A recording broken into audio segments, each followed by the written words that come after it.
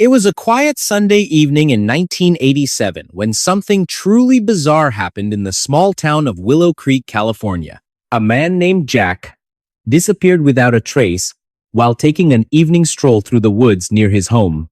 Days later, his body was found. But what made it so unsettling wasn't just how far he had traveled from where he vanished. It was the condition of his remains and the lack of answers surrounding his death. His clothes were intact, yet his body bore signs of trauma that no one could explain. Hi everyone, you're listening to Thousand Fragments. The moment no one saw, the memory no one kept. I'm bringing it back. Drop a comment below and let me know where you are today. I'm all ears. And let's begin. Willow Creek is nestled deep within the heart of Northern California, surrounded by dense forests and rolling hills. It's the kind of place where everyone knows each other and life moves at a slow pace. Jack lived here with his wife and 2 children in a modest home on Maple Street. To those who knew him, Jack was the epitome of normalcy, a hardworking father, a devoted husband, and someone who loved nothing more than exploring the wilderness nearby. On weekends, he often took long hikes through the trails, immersing himself in nature as a way to unwind from the stresses of daily life. But that evening in November 1987 would change everything for Jack and for the town he called home. The day began like any other. After dinner, Jack told his family he was going out for a quick walk before bed. He slipped into his favorite leather jacket, grabbed a flashlight, and stepped outside into the crisp autumn air. His wife waved goodbye, assuming he'd be back within an hour or so. But as the hours ticked by, worry crept in. By midnight, she realized something was wrong and called the sheriff's office. When deputies arrived, they quickly organized a search party consisting of neighbors, friends, and local volunteers. The forest was pitch black, illuminated only by flashlights and moonlight filtering through the canopy. Despite their best efforts, there was no sign of Jack. As days turned into weeks, theories swirled around the community. Some suggested foul play, perhaps Jack had stumbled upon something dangerous during his walk. Others believed he might have wandered off too far, disoriented in the dark. But none of these explanations seemed plausible once his body was discovered nearly 3 miles away from where he disappeared. What shocked investigators even more was the state of his remains. His clothing remained undisturbed, but his body showed clear signs of physical violence, broken bones, bruising, and cuts that didn't match typical wildlife attacks. It was as if whoever or whatever took Jack wanted to leave behind cryptic clues rather than definitive answers. Let's rewind to understand the man behind the mystery. Jack was a well-liked figure in Willow Creek, known for his calm demeanor and love for adventure. At 45 years old, he worked as a carpenter during the week, but spent most of his free time outdoors. Friends described him as physically fit, capable, and confident in the wilderness. Yet, despite his experience, Jack seemed unusually restless leading up to that fateful night. According to his wife, he mentioned feeling watched several times over the past few months, though he couldn't pinpoint why. She dismissed it as stress, attributing it to long hours at work and financial pressures. Little did she know, this feeling of being observed would soon become chillingly relevant. Back to the present. Investigators pored over evidence collected from the scene. Footprints matching Jack's boots were found leading away from the house, but after about half a mile, they abruptly stopped. There were no signs of struggle, no blood trails, nothing to indicate anything unusual until his body was discovered weeks later. One detail stood out above the rest, a strand of hair tangled in a bush near the trail. DNA testing confirmed it belonged to Jack, but further analysis revealed traces of an unknown substance embedded in the strands. Was this residue contamination? Or could it point towards something else entirely? Public fascination with the case grew exponentially thanks to burgeoning true crime podcasts and documentaries. Among them was Time's Whispers in the Woods*, hosted by investigative journalist Linda Hayes. Each episode combined archival footage, expert analysis, and newly uncovered evidence to paint a vivid picture of events surrounding that fateful night. Listeners became armchair detectives, debating theories ranging from elaborate hoaxes to tragic accidents. During one particularly heated discussion forum, a listener named Brian Carter posed a thought-provoking question. What if Jack wasn't taken by human hands? What if there's another explanation altogether? This theory sent shockwaves through the true crime community, drawing both admiration and skepticism. Fast forward to 2010, and advancements in forensic technology offered new hope. A team led by Dr. Emily Grant, a renowned forensic psychologist, revisited old evidence using cutting-edge techniques unavailable during the initial investigation. One breakthrough involved analyzing fibers found under Jack's fingernails. Results revealed microscopic particles resembling pollen, but originating from plants not native to California. These findings prompted renewed scrutiny of similar cases across the United States. Could Jack's disappearance represent part of a broader pattern? Investigators identified potential links to other unsolved disappearances in remote areas, sparking debates about supernatural phenomena or even extraterrestrial involvement. Meanwhile, public interest in Jack's story reached unprecedented levels. Social media platforms buzzed with theories, some credible, others far-fetched, yet all contributing to a global conversation about justice and accountability. Facebook groups dedicated to discussing leads attracted thousands of members worldwide.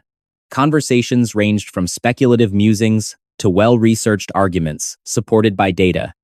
One member, Amanda Grant, gained prominence when she identified similarities between Jack's case and other mysterious deaths involving individuals found miles away from their last known location.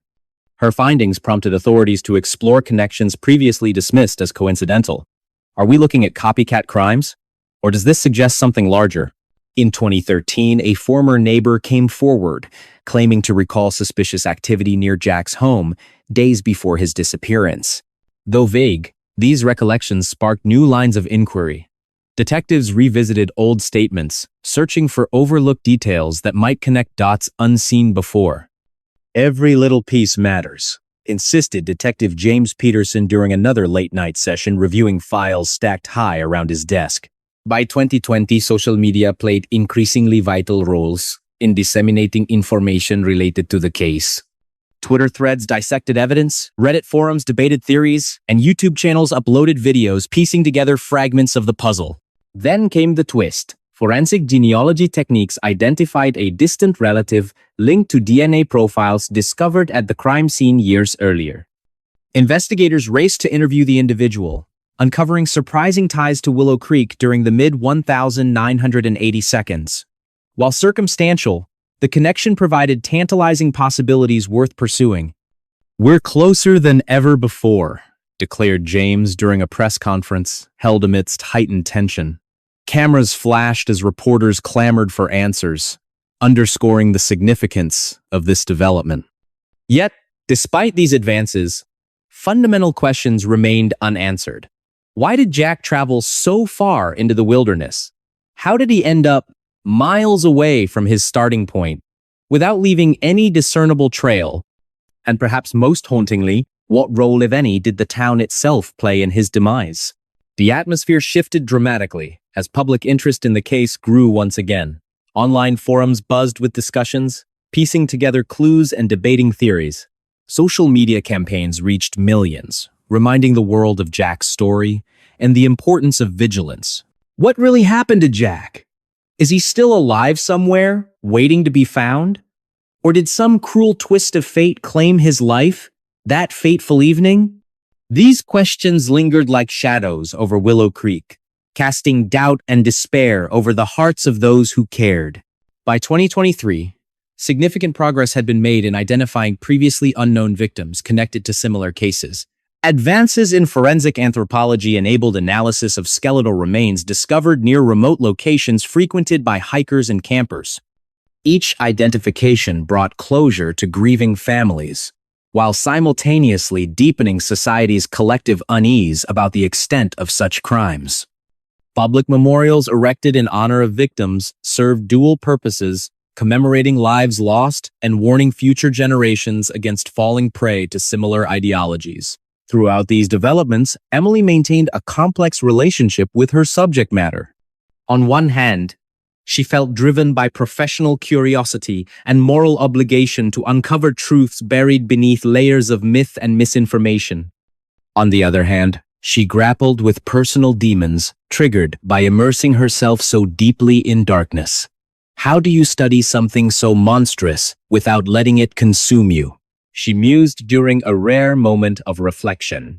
Her efforts culminated in a comprehensive book published in late 2023 titled Times Beneath the Canopy, Understanding Unsolved Mysteries in Rural America, **.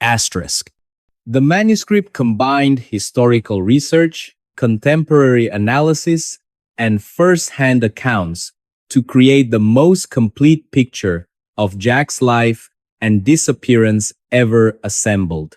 It resonated strongly with readers, sparking widespread discussions about mental health, criminal justice reform, and the nature of evil itself. Yet, despite all the revelations and advancements, fundamental questions remain unanswered. What exactly caused Jack to become who he was? Can anyone fully comprehend the depths of such depravity or the circumstances surrounding his death? And perhaps most importantly, how do we prevent future generations from producing similar tragedies? These queries weigh heavily over the conclusion of our narrative, reminding us that while much has been learned since Jack's time, much remains mysterious. For every answer uncovered, new mysteries arise. As Emily puts it poignantly during a final interview, we may never fully understand Jack or anyone like him, but understanding ourselves better might help stop others from following in his footsteps. So, as we close this chapter of exploration into one man's descent into chaos, let us also consider what lessons it holds for humanity moving forward. Because only by confronting our darkest fears can we hope to illuminate paths toward light and redemption. Or will the shadows always hold sway, reminding us of the limits of human understanding? Now, imagine yourself walking through your neighborhood after hearing this tale. Who knows what secrets lie beneath the surface? And remember, while stories like Jack's may terrify us, they also remind us of our capacity to overcome adversity. Because in the end, it isn't the darkness that defines us, it's how we choose to respond to it. Do you believe the case will ever be fully solved? Or does its identity remain forever shrouded in darkness? As we ponder these questions, let us remember the life touched and tragically ended by this horrific act. Because only by honoring his memory can we hope to move forward, armed with knowledge and fortified by compassion. And that was another story lost in time. But stay with me, because there's still more waiting in the shadows. What do you think happened to Jack? Let me know in the comments below. Your thoughts matter, and they shape the stories I share next. So go ahead, type it out, and hit send. I'll see you there.